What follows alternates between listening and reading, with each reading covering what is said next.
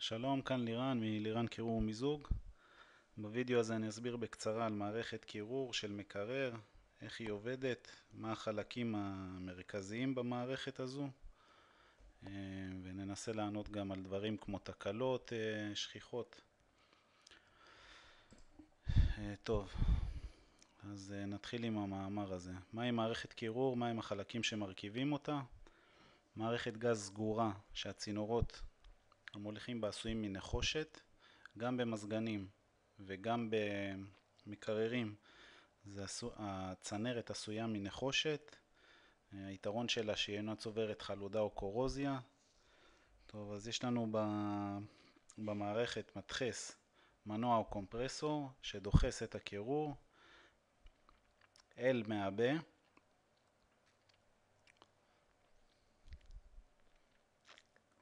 אוקיי, עכשיו העיקרון שעומד מאחורי כל פעולת הקירור הוא מצוין כאן.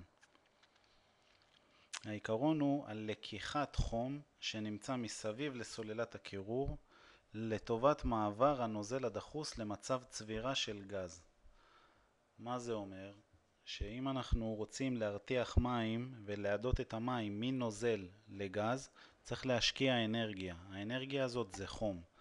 אז מתרחש בסוללת הקירור אותו תהליך כאשר אין לנו מקור חום. אז הסוללת קירור כביכול שואבת את החום שנמצא בסביבה שלה. נסביר על זה בהמשך. טוב, אז החלקים העיקריים במערכת הקירור: מדחס, מנוע בוכנה שתפקידו לדחוס, זאת בוכנה בעצם שדוחסת את הגז קירור. הדחיסה של הגז היא מאפשרת לנו אחר כך, הדחיסה של הגז מביאה את הגז למצב של אדים מאוד מאוד חמים. במעבה זה מתקרר והופך לנוזל, ואז את הנוזל אנחנו הופכים לאדים, ואז קורה מצב שבשביל ההפיכה של הנוזל הדחוס לאדים אנחנו שואבים את החום מהסביבה.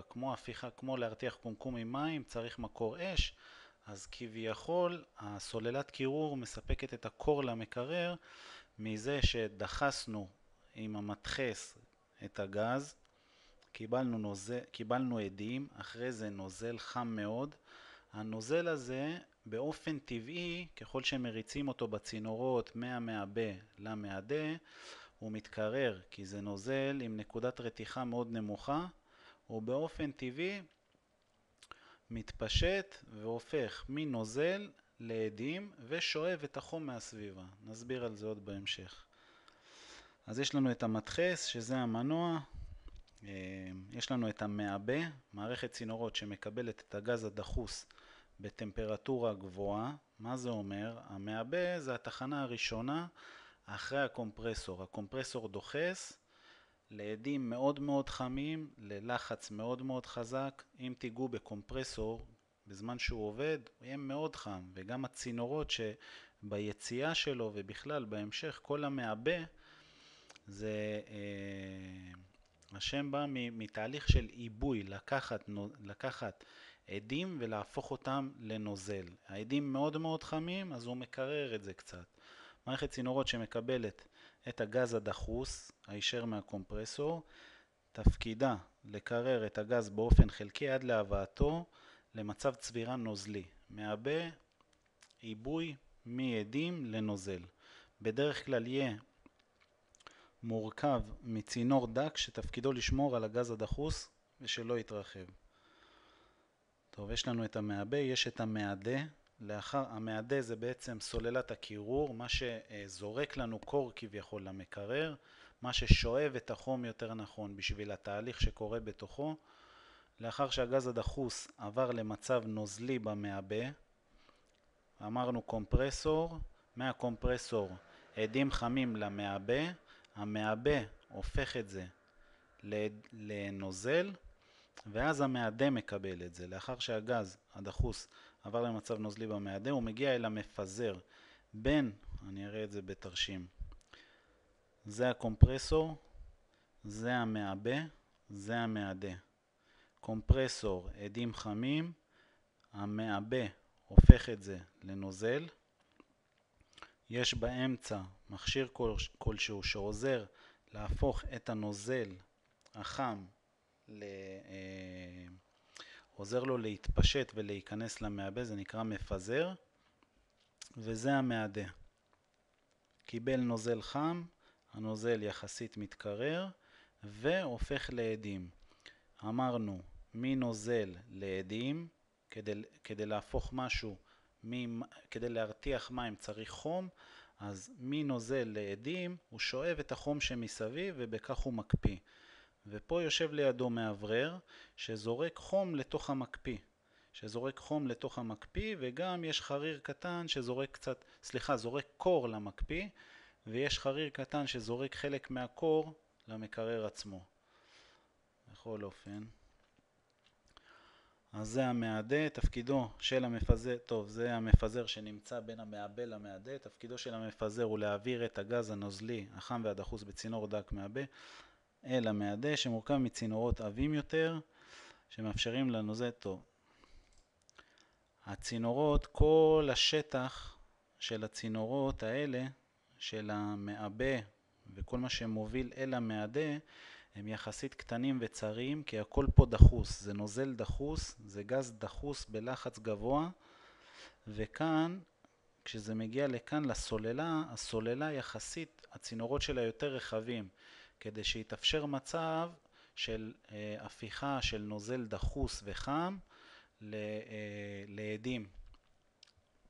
זה מה שמספק לנו את הקירור, ממקום קטן דחוס וחם למקום רחב יותר. אוקיי, אז זה המעדה. המעדה שמורכב מצינורות עבים יותר שמאפשרים לנוזל החם והדחוס, הזה לגז כתוצאה מהתפשטות לשטח גדול יותר. במעבה שטח קטן, צינורות דקים, מעדה שטח גדול, ביניהם יש את המפזר שעוזר לפזר את הנוזל הדחוס ולהביא למצב של אידוי, כאילו הפיכה מנוזל לעדים. גז מזגנים, גז המזגנים הוא חומר שנקודת הרתיחה שלו נמוכה מאוד, מה שאומר שבטמפרטורת החדר הוא פשוט יתאדה. היתרון שכדי לקבל את הקירור הסופי אנחנו רוצים שהנוזל החם יהפוך בחזרה לגז. אוקיי. אז פה בשלב הזה יש לגז המזגנים תכונה שאם ניקח עכשיו גז מזגנים שהוא במצב נוזל, נוציא אותו מהמכשיר, נוציא אותו מהצינורות, נשפוך אותו החוצה לאוויר, נשפוך אותו לדוגמה לרצפה, זה רעי, לא מומלץ לעשות את זה, אבל נשפוך אותו, הוא פשוט יתאדה, כי הנקודת רתיחה שלו היא מאוד מאוד נמוכה. נגיד מים צריך, אני לא בטוח, לדוגמה 100 מעלות, אז הנקודת רתיחה של הגז הזה היא הרבה יותר נמוכה, מה שאומר שאם חיממנו והרתחנו את זה, אז זה כבר עובר בצינורות, זה מגיע לפה, הוא כבר רוצה לחזור למצב של עדים, הוא רוצה להתאדות, כי הנקודת רתיחה שלו נמוכה. בכל אופן. טוב, אז על זה עברנו גז מזגנים. צלחת אידוי. הלחות במקרר קופאת על המעדה, ואחת לכמה שעות מתבצע תהליך הפשרה כדי למנוע הצטברות קרח על המעדה. נוזלים אלו יורדים לצלחת האידוי, בדרך כלל בתחתית או באחורי המקרר. יש ניקוז על הסוללה, ובכלל במקרר יש לחות. הלחות הזאת יכולה להצטבר כקרח על הסוללה עצמה, ואחת לכמה שעות או אחת ליממה מתבצע תהליך של הפשרה. יש גוף חימום שיושב על המעדה, זה נכנס למצב של הפשרה, ויש מצב שנוזלים, שכל המים והלחות שהצטברה וקפאה על המעדה יורדים למטה דרך צינורות ניקוז אל צלחת האידוי. זאת הצלחת הזאת שאנחנו רואים או ממתכת או מפלסטיק לבן כזה, והתפקיד שלו זה פשוט להדות את המים, להיפטר מהמים. צלחת אידוי. תרמוסטט אחראי על השליטה והבקרה של מערכת הקירור. התרמוסטט בעצם זה מה שאנחנו מסובבים במקררים הישנים להגברה והנמכה של הקירור, עוצמת קירור, או במקררים החדשים הכפתורים האלקטרונים. גוף חימום להפשרה זה גוף חימום שיושב על המעדה, הוא יושב פה, זה כמו גוף חימום של תנור, ממש ספירלה כזאת. במקררים הישנים לא היו גופי חימום, אז אחת לתקופה היה צריך פשוט להוציא את כל המצרכים ולהפשיר לגמרי את המקרר. במקררים החדשים יותר, בשנים האחרונות, יושב גוף חימום פה, על החלק הזה. הגוף חימום הזה, אחת לכמה שעות יש טיימר הפשרה. הטיימר הזה או שהוא מכני או חשמלי, נכנס לעבודה ומפשיר. מפשיר את כל הקרח שהצטבר על היחידה הזאת, כדי לא לגרום סתימה ולגרום למצב שהאוויר שנזרק על המעדה ונשלח למקרר, לזרוק אוויר קר, לא ייסתם, לא, הכל יהיה פה סתום מרוב קרח. אוקיי, אז איך מקררים עובדים? עברנו על זה, הסברנו. תקלות נפוצות, נזילת גז, מזגנים או מקררים. נזילת גז יכול להיות מכה, יכול להיות בלאי. נזילת גז צריכה להיות מטופלת רק על ידי טכנאי. מערכת הקירור חייבת להיות אטומה. גז מזגנים זה לא משהו שמתבלה.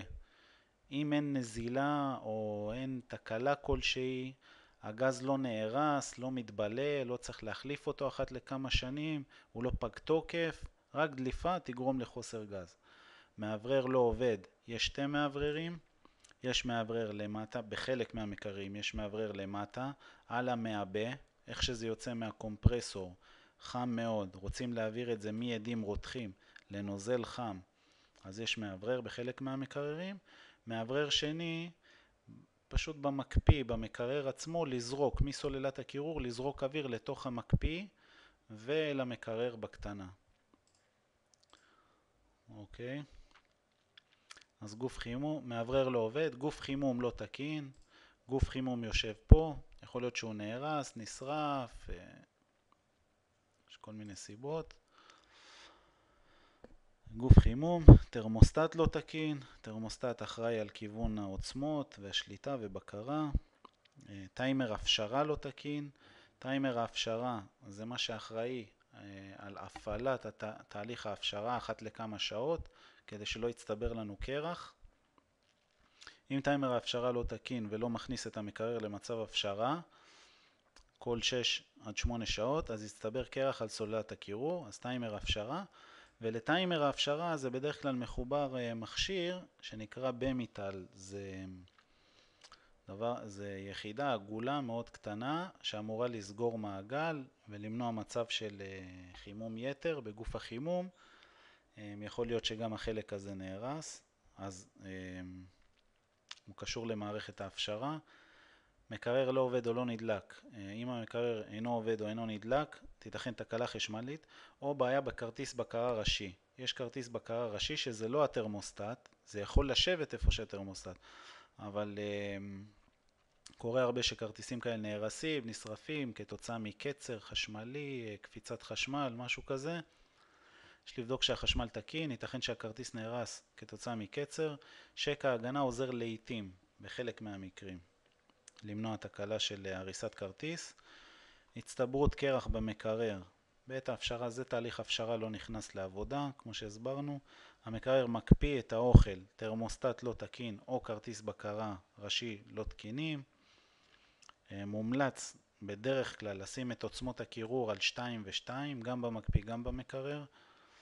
האור במקרר לא נדלק, נורה שרופה, בעיה אלקטרונית בכרטיס או מפסק סגירת דלת לא תקין. טוב, זהו בגדול.